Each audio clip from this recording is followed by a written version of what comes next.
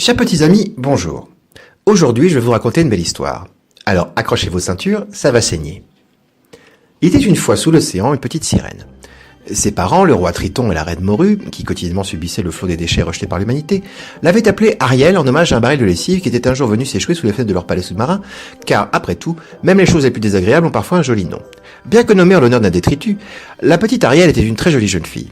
Enfin, aussi jolie qu'on puisse l'être quand on a une queue de poisson et qu'on sent le merlu. Disons que, selon les critères esthétiques d'un autre être mi-humain, mi-poisson, elle était plutôt pas mal. Trop, hélas. Ce qui la rendit plutôt vaniteuse et imbue d'elle-même, rejetant tous les autres prétendants qui lui firent la cour sous prétexte qu'il n'était pas assez bien foutu à son goût. Elle passait le plus quart de son temps assise sur un rocher en bordure de côte à peigner ses longs cheveux rouges en se mirant dans l'eau avec un narcissisme que l'on ne rencontre guère que chez BHL ou Nicolas Sarkozy. Preuve qu'il n'est pas toujours nécessaire d'être beau pour être con. Un jour qu'elle hésitait entre se faire des anglaises ou un chignon banane, elle vit passer sur le rivage, accompagné de son entourage sycophante, un homme beau à tomber par terre, se pavanant avec une indolence princière des plus maniérées. C'était le prince charmant. Prénom très con s'il en est, mais que voulez-vous, on ne choisit pas ses parents. Et puis, quand on porte le nom d'un paquet de lessive, on peut guère faire la fine bouche sur le patronyme des autres. Autant ses vêtements avec grâce, avant d'exhiber son corps parfait à la musculature avantageuse, sans être pour autant outrancière, le prince fit la route tel un pan en maillot de bain devant sa cour d'admirateurs, qui l'imitèrent et en firent de même, non sans avoir auparavant roucoulé d'admiration devant la plastique de son Altesse. Témoin de ce spectacle, la belle Ariel fit un bruit de gorge peu élégant, mais qui en langage sirène voulait dire « Oh putain le mec ». Dévorant des yeux le précieux Adonis et la pomme dorée, elle ne put s'empêcher d'être saisie à la vue des jambes finement galbées du jeune homme, admirablement musclé et à la pilosité du plus bel effet. C'étaient là deux appendices qui éveillaient en elle autant de curiosité que de désir. Non content d'être beau comme un camion, bien plus que tous les jeunes gens de son âge et de sa condition, cette paire de jambes et le paquet gonflant son string lui donnaient un charme exotique qui la fit tomber raide dingue de lui dans la seconde. Et étant très superficielle, elle décréta qu'elle était amoureuse de lui pour la vie et qu'ils se marieraient et vivraient heureux éternellement ensemble. C'est toujours comme ça dans les contes de fées. L'amour n'est qu'une question de beauté et de rang social. Le reste, on s'en fout.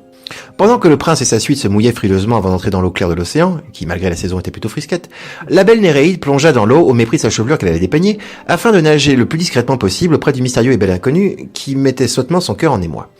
Après s'être suffisamment trempé pour s'habituer à la froideur de l'eau, le prince fit à tous la démonstration de ses talents de nageur olympique sous les applaudissements et les vivas fournis de ses parasites mondains en se lançant dans un crawl ostentatoire. Et mal lui en prit, car une fois à bonne distance du large, il fut pris d'une formidable crampe à la jambe gauche qui menaça de lui coûter la vie. Se débattant frénétiquement, le bruit des vagues couvrant ses cris, le prince gesticula disgracieusement vers ses adorateurs qui applaudirent bêtement l'épitrerie du prince, voulant flatter l'humour de l'héritier du trône qui faisait semblant de se noyer. Ariel, qui, bien qu'elle se rinçait l'œil, ne manquant rien du spectacle du corps de l'effet royal, vit que quelque chose clochait dans le tableau. Lorsque le prince but la tasse et coula comme une pierre dans l'onde, semblant miraculeusement venir la rejoindre, elle se dit que la situation prenait un tour critique.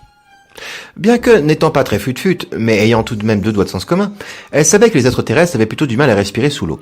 Oubliant toute prudence voyeuriste, elle s'élança vers son prince adoré, et, l'agrippant, non sans trouver au passage qui était encore mieux vu de près et décidément très bien gaulé, l'emporta en deux coups de nageoire en direction d'une crique toute proche où elle pourrait le déposer en sûreté sans risquer d'être vue. Le propulsant hors de l'eau, elle l'échoua sur la rive tout en restant le plus possible immergée, ce qui ne fut guère aisé et fort pâteau. Dévorant des yeux le prince inconscient, elle fut prise d'une irrésistible envie de lui rouler un gadin en le tripotant un peu, ce qu'elle fit d'un instant, estimant que tout sauvetage méritait récompense. Même si c'était un tout petit peu du viol. Heureusement pour le prince, la donzelle aquatique ne connaissant rien des baisers faits à la surface, elle lui souffla dans la trachée une bonne bouffée d'air qui lui fit dégobiller au visage de sa sauveteuse un grand bol d'eau de mer glaireuse dans un sonore bruit de haut le cœur. Rebutée, cette dernière cessa ses attouchements et considéra le mufle avec un regard de surprise outré, trouvant que la blague était plus que grossière et malvenue envers quelqu'un qui venait de vous sauver de la noyade. Même si cette personne avait les mains plutôt baladeuses. Le prince, groggy, reprit lentement ses esprits et se retrouva nez à nez avec la plus belle jeune fille qu'il eût jamais vue, et, plein de gratitude, lui balbutia des mots qu'elle ne comprit point étant donné qu'elle ne parlait pas un traître mot de sa langue. Elle discerna tout de même dans le ton l'intention de son propos, et lui sourit en retour avec un air radieux mais tout à fait niais. Avant que le prince ne pût en dire plus, elle disparut d'un bond dans l'eau afin de couper court à cet échange peu fructueux et préserver son mystère. Le prince, se demandant s'il avait halluciné une magnifique jeune fille sentant le merlu du pied à la ronde, se remit de ses émotions et se dit que c'était sûrement dû à un choc post-traumatique et se dirigea en claudiquant vers la plage où son entourage imbécile commençait à s'inquiéter un brin. De retour auprès de ses parents, Ariel, consumée d'amour, ne pensait plus qu'à son beau prince, se traînant partout dans le palais avec cet air affecté que les adolescentes arborent pour montrer à tout le monde qu'elles sont malheureuses. Au bout d'un mois, son père, trouvant que la plaisanterie avait assez duré, la convoqua et lui dit sans embâche que ça commençait à suffire et qu'elle cassait les nageoires à tout le monde.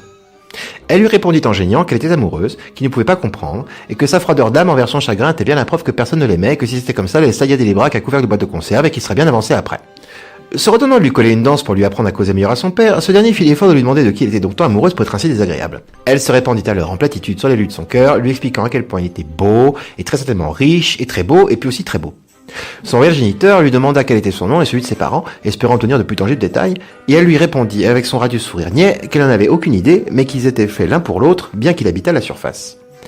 À ces mots, son père lui colla la torgnole qui s'était retenue de lui mettre jusque-là, et l'envoya dans sa chambre en lui hurlant que jamais sa fille n'épouserait un humain. Elle s'enfuit dans un torrent de sanglots en le traitant de gros raciste.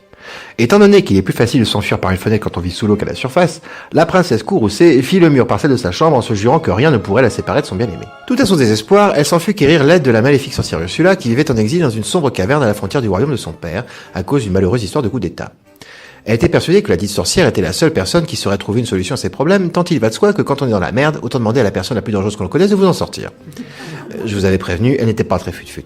La sorcière, se frottant les mains à l'idée de pouvoir jouer un sale tour à la fille de son ennemi juré, lui assura d'une voix mielleuse qu'elle savait exactement quoi faire pour exaucer son vœu le plus cher. Elle lui donna un flacon contenant une substance louche et lui expliqua la marche à suivre. Elle devrait se rendre sur le rivage et là, boire le contenu de la dite fiole d'un trait.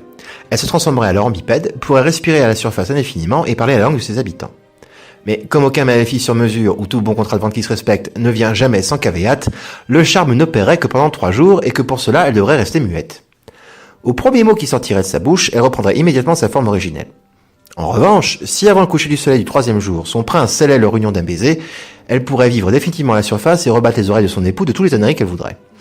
Ne se sentant plus de joie, elle remercia la sorcière, qui lui sourit avec l'air mauvais quelqu'un qui sait que sa sale blague va faire son effet, et elle s'enfuit vers la surface bien décidée à vivre son bonheur au grand air en gambadant comme une gourde au bras de son chéri. Une fois sur le sable, elle but l'infâme potion en se disant que si c'était si mauvais, c'est que ça ferait effet. Elle se transforma aussitôt en humaine et se retrouva de surcroît le berlingot à l'air, ne portant pour tout vêtement que son soutien-gorge en coquille Saint-Jacques. Ça allait faire plutôt des ordres dans le grand monde. Avisant sur le sable les vêtements d'une baigneuse insouciante s'ébattant dans les vagues, elle rampa vers eux et les faucha sans remords avant de les revêtir le plus vite possible. Fière de son ingéniosité mais ignorante du fait qu'elle s'était habillée devant derrière, elle partit d'un pas confiant vers l'intérieur des terres en se cassant la gueule tous les 2 pas, peu habituée qu'elle était à la marche à pied. Un peu plus loin, couverte de bleu, elle tomba au sens littéral du terme sur son prince bien-aimé. Heureusement que le destin et les narrateurs paresseux réunissent bien vite les amoureux. Le prince, surpris se débattant sous Paul Labelle, la regarda éberlué et reconnut en elle ce qu'il avait croyait-il pris pour une apparition poissonnière et se répandit en louanges et remerciements. Cramoisie de joie, Aria gesticula pour faire comprendre qu'elle ne pouvait parler et le prince, la croyant sourde muette, lui hurla inutilement « Merci !» dans les oreilles. Gesticulant de plus belle, elle lui fit comprendre qu'elle n'était pas sourde. Ces deux-là n'étaient décidément pas sortis de l'auberge. Le prince lui demanda alors où elle habitait, se proposant de l'y raccompagner et de lui tenir compagnie chemin faisant. Elle lui répondit d'un haussement d'épaule qu'elle espérait signifier nulle part. Comprenant que la jeune fille était sans domicile fixe et de surcroît simplette à la vue de sa façon de s'habiller, il proposa de l'accompagner au château pour la remercier de son aide et lui rendre l'appareil. Là, on lui donna une chambre et l'habilla correctement tout en la traitant avec la condescendante bienveillance que l'on prodigue aux indigents et aux demeurés dans les bonnes familles chrétiennes. Passant le plus clair de son temps à coller aux bases de son adoré, elle essaya sans relâche de faire progresser la situation vers le baiser qui scellerait leur destin et les ferait vivre un bonheur éternel et sans tâche. Elle dut se rendre à l'évidence qu'elle s'y prenait mal, car bien qu'il fût adorablement gentil avec elle, il la traitait plus comme une amie que comme une future conquête. Voyant le temps tourner avec impatience, elle essaya d'être moins discrète mais sans effet. Charmant, fidèle à son patronyme, était d'une courtoisie et d'une gentillesse sans faille, mais ne lui comptait toujours pas Fleurette et préférait discuter avec elle, tout content de trouver quelqu'un prêt à l'écouter sans l'interrompre lorsqu'il lui déversa toutes ses préoccupations et tracas quotidiens. N'y tenant plus, le coucher du soleil du 3e jour approchant, elle se jeta sur lui et commença à le plotter franchement pour qu'il comprenne clairement de quoi il retournait. Il la repoussa poliment en rougissant et, l'air gêné, lui expliqua qu'il y avait déjà quelqu'un et n'était pas intéressé par les femmes. Comprenant alors que son prince était pédé comme un phoque, elle s'écria « Merde alors !» et se retransforma sur le champ en créature mi-femme mi-dorade. Elle passa le reste de ses jours dans un aquarium, exposée à la curiosité des badauds pour le prix de 2 pièces d'or la visite, dans une foire aux monstres. Elle eut tout le reste de sa pitoyable vie pour comprendre que les apparences sont bien souvent trompeuses, que les amours superficiels vont toujours droit dans le mur, et que de devenir quelqu'un d'autre dans le vain espoir d'être aimé vous fout immanquablement dans la merde. Aucun prince en string ne vaut une vie de captivité.